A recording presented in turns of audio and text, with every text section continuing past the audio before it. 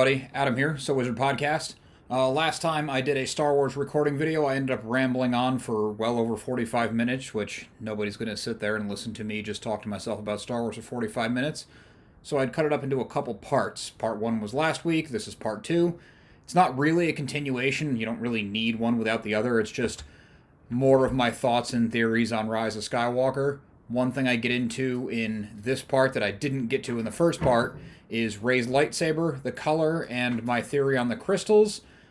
Very excited about this. It's one of my favorite things to talk about for the whole movie, so enjoy. So going back to Rise of Skywalker specifically, these are not going to come in any kind of order. These are really just how they're jumping into my head with me rambling as little as possible, and like I said, this will not be the last video. I might even repeat content in this video and things like the commute to get them in more bite-sized segments if you want to hear my theories on just Rey's lightsaber without watching however long this ends up being. That's just one example. But hey, why don't we start there? I know it's the very end of the movie, but I just brought it up, so segue. The end of the movie sees Rey return to the Lars Moisture farm on Tatooine, long abandoned, and she looks around, sees the humble beginnings of Luke Skywalker. I don't think she would have known that this was similar to the humble beginnings of a young Anakin Skywalker. Most people didn't know that Vader was Anakin. I don't see them spending a lot of time on that. Maybe Leia told her, whatever, it's neither here nor there. And she uses the Force to bury the Luke Anakin blue saber and Leia's saber, which was an awesome revelation in flashback. Buries them real deep, permanently, and a bit of clunky dialogue. Some old woman wandering the desert for some reason comes upon this homestead and wants Rey's first and last name. Very specifically, Rey adopts the name of Skywalker. She sees a nice vision of Luke and Leia, Force ghosts. Not sure why Ben wasn't there, but those two really shaped her, so I don't mind that. And then she takes out her own lightsaber, turns the dial, turns it on, and it's yellow, gold, some people are saying orange, I say yellow, whatever it is. One thing I thought it was cool, that lightsaber was made from her staff that she's no longer carrying. I like to think that means she left the old her behind. Now that she is Rey Skywalker, she has her place in the galaxy, she's kind of made peace with who she is, she's figured things out, even though she has a long journey ahead of her. So she's keeping what she's learned with her, but letting go of the past. And then I was trying to think of what yellow means. In old expanded universe content, this meant Jedi Sentinel. There was Knights with the blue, Masters with the green, Sentinels with the yellow. I forget the exact definition of a Jedi Sentinel. I'm pretty sure they came from Knights of the Old Republic, which is not the Disney canon anymore. It's Star Wars legacy. It's mythology of Star Wars that doesn't count, for lack of a better word. Anyway, yellow lightsabers themselves are canon, and the temples, the Jedi Temple Guardians used them. And these Guardians were some of the most noble and selfless and pure Jedi, because they were willing to take on a life of guard duty and a life of living behind a mask and not existing as an individual but being part of something greater than them. It's a pretty cool calling. Maybe we'd get some stories on them, but that might be too deep, EU, I'm not sure. Anyway, I was thinking more of what the color means personally to Rey. And it just so happens I've been learning color theory to do my own comic book, and I had to look this up to get the terminology right. I'm not that smart. But in subtractive coloring, you get yellow using green and blue, which makes a lot of sense. Green, blue, the two Jedi colors, you get yellow. I took that to mean she maybe took one of Leia's blue crystals and then got the Master lightsaber, Master Luke lightsaber, his green, not his blue that she's been carrying around, took a crystal from each, made her own. This is completely out of my own head. There's nothing in the movie that says this. I didn't read this anywhere, so it's a theory. And then, even cooler, for additive coloring, and I like the additive bit a lot better because it's parts becoming the whole, which is her whole journey of 1,000 generations you Jedi live in you. She kept saying, be with me, the voices come, they help her on her way. In additive, it is green, blue, and red.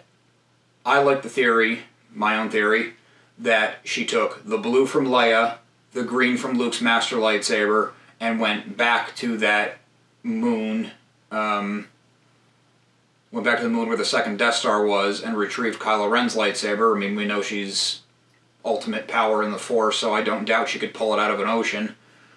And took a red from that. Then everyone who informed her Jedi journey lives on in her lightsaber. My own thing, I think it's cool. I'm running with it until I'm told otherwise.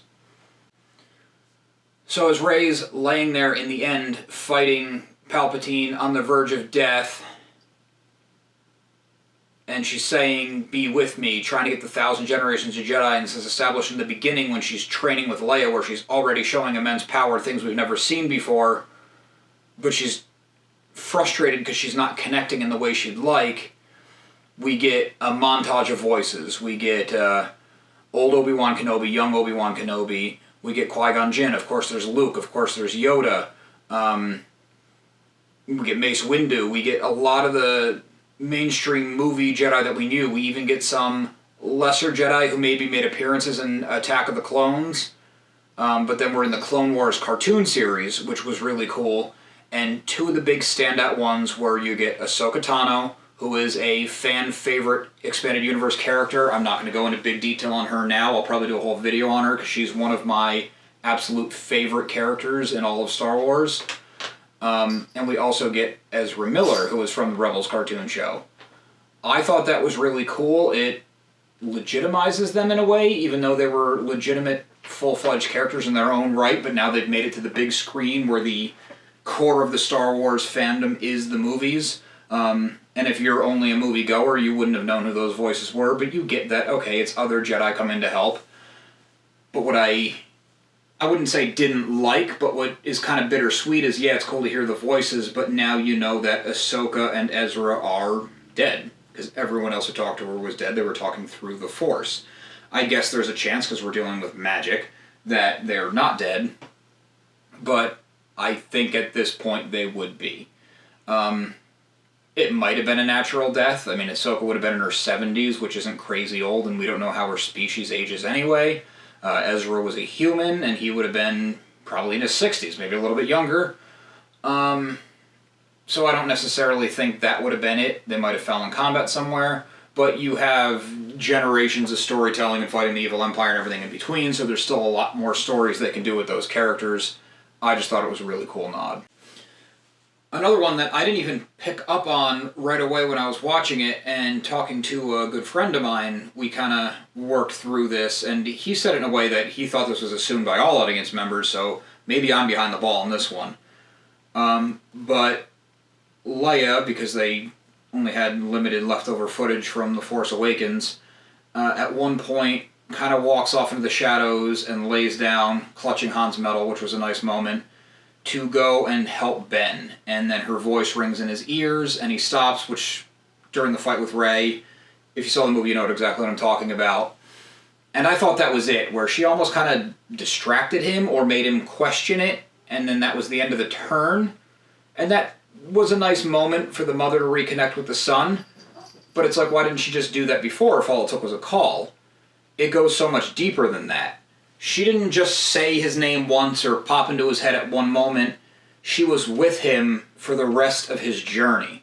We're even told in the flashback that Rey sees with Luke training Leia that she got a vision that when her Jedi journey was done, her son would die. She would lose her son, so she quit training thinking, if I'm never a Jedi, my journey can never be done, my son's okay. She gave it all up for him, which I thought was an amazing character moment for Leia. It explains a lot as her kind of distance from the Force, even though we did see some aptitude, and we saw her use some powers we've never seen before, specifically in The Last Jedi. But the body was still there. So the whole time Ben made his turn back to the good, after he had the memory conversation with Han Solo, which I thought was an awesome fan moment, and it didn't break any rules, even though it kind of laid some new groundwork, but it was just so great to see Han back, and they got to redo the conversation where Ben got to go the other way. I mean, the actions were the same. It was great. And then he gets thrown into the chasm by Palpatine during the Rey-Ben Palpatine fight, and in the original ending, that was actually the end of him, which is, you can't just get rid of one of your main characters, throw him in a hole, and that's the end of it. I mean, not one of the good guys anyway. You need more, and they redid the ending, luckily, and gave us more, and Ben crawling out was strengthened by his mother. She was feeding him her life force so that he could go and save Rey. They were was it a dyad? Two connected through the Force, which is how they could do the things they could do. So he was able to transfer life to her the same way Palpatine was sucking it from them, but it was also with Leia. So when Leia was feeding Ben, Ben was feeding Rey, Rey lives, and the other two then disappear, one right after the other or simultaneous, because it's a movie and they didn't show the two at once. Whatever it was basically at the same time.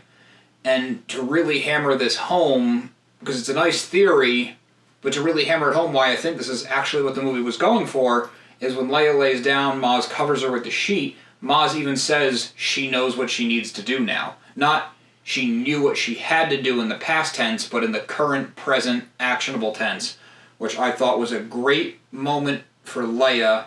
It was a nice way to handle the kind of tragedy of Carrie Fisher, and to really do the character justice instead of writing her off or having her die in between movies or something. I'm sure those things also could have worked, but I really liked how they handled this.